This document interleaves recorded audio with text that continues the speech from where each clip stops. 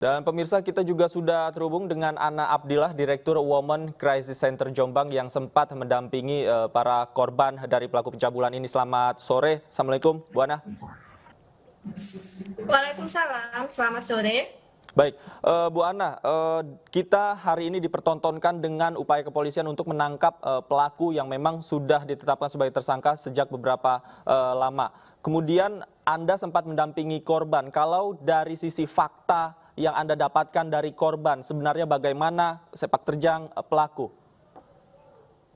Sepak terjang pelaku, kalau ditinjau dari bagaimana proses hukum selama ini, sejak awal korban melaporkan kasus Oktober 2019 itu tidak ada langkah yang kooperatif ditampilkan gitu ya. Dia nggak pernah menghadiri persidangan, tidak pernah menghadiri panggilan dari kepolisian sama sekali, tidak pernah bersikap kooperatif dalam prosedur hukum gitu. Dan sementara berbanding terbalik dengan situasi yang dihadapi oleh korban, di mana dia harus memberikan keterangan berulang-ulang, harus ditekan pada proses pembuktiannya gitu sih Mas.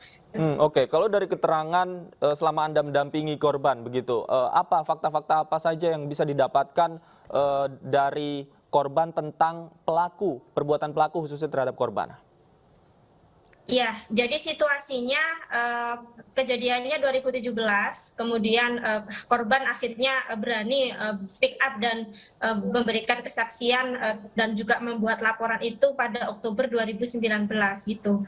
Sebenarnya ada banyak korban, tapi kemudian kami berdasarkan aduan hanya bisa mendampingi 5 korban karena itu banyak sekali situasi-situasi sulit yang dihadapi korban sehingga dia tidak berani untuk melaporkan peristiwa kekerasan seksual yang dialami gitu. Nah, kemudian juga korban beberapa kali mengalami intimidasi baik secara langsung maupun tidak langsung berkaitan dengan kesaksiannya. Dan memang kejadian ini lokusnya terjadi di wilayah pesantren, mayoritas rata-rata korban itu semuanya mengenyam pendidikan di situ. Karena keberanian dia speak up dan menceritakan peristiwa ini, dia dianggap sebagai gerombolan atau orang-orang yang mencoba merusak nama baik pesantren. Itu yang tentu saja sangat kami sayangkan. Artinya ada upaya-upaya justru yang datang dari pondok pesantren itu sendiri untuk meng-counter isu ini, begitu ya Mbak? Iya, digiringnya pada opini mengkriminalisasi pesantren, padahal ini adalah murni persoalan penegakan hukum, di mana nggak ada upaya restoratif justice ya, dan ini murni adalah kasus yang segera harus dituntaskan dan dibawa ke persidangan karena secara bukti juga sudah dinyatakan P21, tinggal bagaimana langkah konkret dari kepolisian untuk segera menuntaskan kasus ini. Dan pada sisi hak korban juga sudah terlindung oleh Lembaga Perlindungan Saksi dan Korban. Kami bersama dengan kawan-kawan dari jaringan Aliansi Kota Santri juga terus membangun koordinasi baik dengan Kompolnas maupun dengan kementerian, memastikan bahwa korban aman, korban tetap pada kondisi yang aman dan sebagaimana mestinya dia dapat perlindungan. Begitu Mas. Tadi Anda katakan ada 5 korban yang melapor. Apakah ada indikasi korban-korban lain yang mungkin selama ini tidak berani untuk speak up, Mbak? Ya, sangat mungkin sekali banyak di antara korban-korban itu yang belum berani speak up gitu, karena berdasarkan cerita korban yang disampaikan kepada pendamping, rentetannya peristiwa ini antara korban yang satu dengan yang lainnya kan hampir ada kesamaan cerita begitu. Tapi memang situasinya nggak semua korban itu dia berani untuk menyampaikan peristiwa kekerasan seksual yang dialami. Ada beberapa nama yang kami kantongi, tapi kemudian di antara yang lainnya itu nggak berani untuk mengadukan kasusnya. Oke, kasus ini sudah berjalan beberapa tahun, begitu lama. Upaya apa saja yang memang sudah ditempuh Anda dan para korban, Mbak?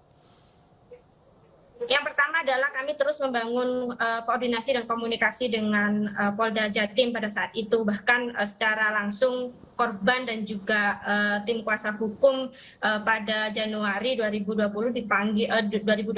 itu dipanggil untuk gelar perkara, menyampaikan apa sih situasi sulit yang selama ini dihadapi oleh penyidik, kasusnya tidak segera selesai dan tuntas gitu. Karena memang persoalannya beberapa kali berkas itu P19 gitu kan, dibolak-balikkan dari Kejaksaan Tinggi dikembalikan ke Polda Jatim, itu sampai hampir 6 kali, sudah 6 kali. Nah, ini menunjukkan koordinasi yang saya katakan tidak baik ya antara aparat penegak hukum pada saat itu gitu. Dan beberapa kali juga korban diminta untuk menjalani prosedur pembuktian yang tentu saja sangat mereviktimisasi korban, diminta uji kebohongan lah, kemudian diminta menjalani visum lebih dari 2 kali, bahkan diminta 3 kali, dan itu kami menolak gitu. Nah, harapannya persoalan ini bisa segera terselesaikan, pelaku juga kooperatif, tidak umpet-umpetan gitu ya. Kami juga mendukung dan juga berdoa semoga aparat penegak hukum bisa menjalankan tugas dengan aman sebagaimana mestinya. Oke, Mbak, dari pengakuan para korban, apakah pelaku melakukan aksinya ini terhadap 5 korban, bahkan diduga lebih ini dalam waktu yang bersamaan atau berbeda-beda, Mbak? Dari runut waktunya sendiri, pelapor atas inisial MNK ini waktu itu bermula dari proses interview ya Mas, interview di mana pelaku itu melakukan rekrutmen tenaga kesehatan Rumah Sehat Tentrem Medical Center yang coba digagas sama pelaku, di mana di situ ada proses interview, dipanggil satu persatu. Di situ hanya ada korban dan juga pelaku, dan disitulah terjadi peristiwa kekerasan seksual gitu. Sementara di runut waktu yang lain itu ternyata ada satu saksi di mana dia mengaku sebagai korban sejak usia 15 tahun gitu. Okay. Dan pada kasus ini dijerat disangkakan pasal perkosaan dan 294 ya, terkait pencabulan. Oke, Mbak Ana, Anda mendampingi kasus ini sudah cukup lama. Apakah selama pendampingan berlangsung ada bentuk-bentuk intervensi yang dilakukan? Apakah itu mungkin dalam tanda kutip kekerasan verbal dan lain sebagainya yang diterima Anda dan juga para korban? Dari sisi korban yang disampaikan kepada kami itu beberapa kali didatangi sama oknum yang mengaku itu adalah utusan pondok, minta agar kasusnya diselesaikan secara kekeluargaan gitu. Dan ini tentu saja sangat merisaukan korban dan juga keluarga begitu ya Mas gitu. Dan pada sisi keamanan pendamping sendiri mungkin beberapa kali doxing itu diterima oleh pendamping ketika dia mencoba untuk menyuarakan kebutuhan atau hak korban atas akses perlindungannya gitu. Ketika intervensi tersebut berlangsung, apa yang dilakukan oleh korban dan juga Anda? Kami selalu membangun komunikasi dengan kementerian terkait, dalam hal ini adalah Kementerian Pemberdayaan Perempuan Perlindungan Anak, dan memang kementerian sendiri secara langsung sudah juga turun ke Jawa Timur bersama dengan tim asistensinya. Di situ kami berkoordinasi langsung ya dengan Polda Jatim, kemudian juga dengan Kejaksaan Tinggi Jawa Timur gitu, sampai kementerian mengawal secara langsung proses upaya hukum yang coba dilakukan oleh tersangka melalui pra-peradilan 2 kali, pra-peradilan di Pengadilan Negeri Surabaya yang tidak diterima, kemudian juga upaya hukum di Pengadilan Negeri Jombang yang akhirnya ditolak gitu. Jadi memang sinergitas kementerian dan juga lembaga penyedia layanan pemerintah maupun masyarakat ini menjadi kekuatan agar kasus ini itu tetap pada porsi bagaimana hak korban itu segera diberikan pada akses keadilannya gitu. Dan kami juga menolak yang siapapun pelakunya maka dia harus diproses, tidak pandang dia adalah anak dari salah seorang kiai, tidak pandang status sosialnya, siapapun di mata hukum adalah sama. Oke, Mbak, dari keterangan yang Anda dapatkan dari para korban, sebenarnya apakah memang hanya pelaku seorang saja yang melakukan aksinya, atau memang ada mungkin oknum-oknum lain yang terindikasi juga dalam tanda kutip membantu pelaku? Ya, dalam kaitannya prosedur kekerasan seksual yang dialami, memang di sekeliling pelaku itu ada orang-orang yang memang juga memfasilitasi adanya kekerasan gitu. Tapi saya tidak akan mengomentarinya itu lebih jauh karena tentu saja kepolisian yang lebih memahaminya, termasuk mungkin orang-orang yang dinilai menghambat proses hukum atau terkesan melindungi tersangka, maka harus diproses hukum gitu. Kan merujuk pada Undang-Undang Tindak Pidana Kekerasan Seksual, siapapun orang yang menghalang-halangi proses hukum maka dia juga bisa diproses hukum gitu. Oke, kita melihat pada kejadian pada hari ini, betapa polisi sulitnya untuk masuk ke dalam pesantren dan juga mencari pelaku mendapat penolakan dari berbagai santri. Nah, apakah ketika korban melapor kepada Anda beberapa tahun yang lalu juga mendapat mungkin intimidasi dari teman-teman sesama santrinya atau pengurus pondok pesantren yang lain ketika itu? Iya, korban pada saat dia speak up dan menceritakan peristiwa kekerasan seksual, dia dinilai mencoba untuk merusak nama baik pesantren gitu. Jadi dianggap mengkriminalisasi pesantren, termasuk semua korban maupun saksi yang bersaksi pada kasus ini itu dikeluarkan dari pondok, dianggap gerombolan pemberontak gitu. Padahal ini adalah murni persoalan penegakan hukum, di mana di situ di pesantrennya nggak ada mekanisme bagaimana ketika ada kasus kekerasan seksual dan melindungi korban. Seperti itu, Mas, Oke. situasinya. Oke, Mbak, kembali ke korban. Saat ini bagaimana kondisi psikis dari korban sendiri, Mbak? Apakah memang masih terpantau oleh Anda? Ya, beberapa waktu lalu kami juga sempat secara langsung menanyakan bagaimana kondisinya. Yang jelas korban pada hari ini selalu mengupdate bagaimana perkembangan langkah hukum dari aparat penegak hukum untuk segera menangkap si MSA ini gitu. Dia berharap kasusnya bisa segera diselesaikan, bisa segera dibuktikan di persidangan gitu. Oke. Nah, secara psikologis tentu ini juga menjadi beban berat gitu ya bagi korban, Mas, gitu. Apalagi kasusnya juga sudah lama. Oke. Kemudian apakah ini berdampak pada kondisi korban juga, di mana pelaku juga sudah lama tidak tertangkap, kemudian prosesnya begitu alot yang dilakukan oleh polisi, apakah memiliki dampak tertentu kepada para korban? Dari sisi korban sudah pasti ya, secara psikologis tidak hanya korban tapi juga lambannya proses hukum, penegakan hukum terhadap MSA ini juga diterima oleh saksi dalam kasus ini. Mungkin juga kawan-kawan juga pernah mendapati informasi bahwa terkonfirmasi ada satu saksi dalam kasus ini, dia mengalami kasus pencurian dengan penganiayaan gitu. Di situ ada satu saksi di mana di situ dianiaya, kasusnya juga sudah sampai persidangan dan pelakunya juga orang-orang suruhannya MSA ini, orang-orang pondok gitu. Karena saksi menceritakan kekecewaannya kasusnya lama, kemudian dia jadi korban penganiayaan. Nah, ini yang tentu saja sangat kami khawatirkan gitu ya ketika kasusnya itu berlama-lama gitu. Semoga hari ini upaya hukum yang dilakukan membuahkan hasil, karena sampai dengan saat ini ada upaya penangkapan tapi kami belum terkonfirmasi kepada kami secara langsung bahwa MSA itu berhasil diamankan pada hari ini. Oke, artinya ada penganiayaan yang sempat dilakukan oleh pelaku dan orang-orang suruhannya ya? Iya, dan itu diterima oleh salah satu saksi dalam yang bersaksi di kasus ini, Mas. Gitu. Dan sudah disidangkan, sudah putusan juga. Kemudian pelaku penganiayaan ini apakah sudah ditangkap? Sudah menjalani proses hukum. Gitu. Beberapa waktu lalu kami juga sempat mendampingi korban berinisial SAM, salah satu santriwati yang juga saksi dalam kasus ini. Oke, artinya memang sudah terkonfirmasi bahwa yang bersangkutan adalah suruhan dari pelaku begitu ya? Ya, mereka adalah orang-orang dari pondok, orang jemaahnya pondok gitu. Oke. Mbak Ana, ini kan korban ada beberapa orang. Tadi Anda sebut ada 5 orang yang memang domisilinya memang tidak tinggal di satu daerah yang sama. Apakah ada kesulitan dalam mengumpulkan informasi, kemudian melalui prosedur tahapan dari mulai melaporkan hal ini hingga proses-proses BAP dan lain sebagainya? Secara prosedur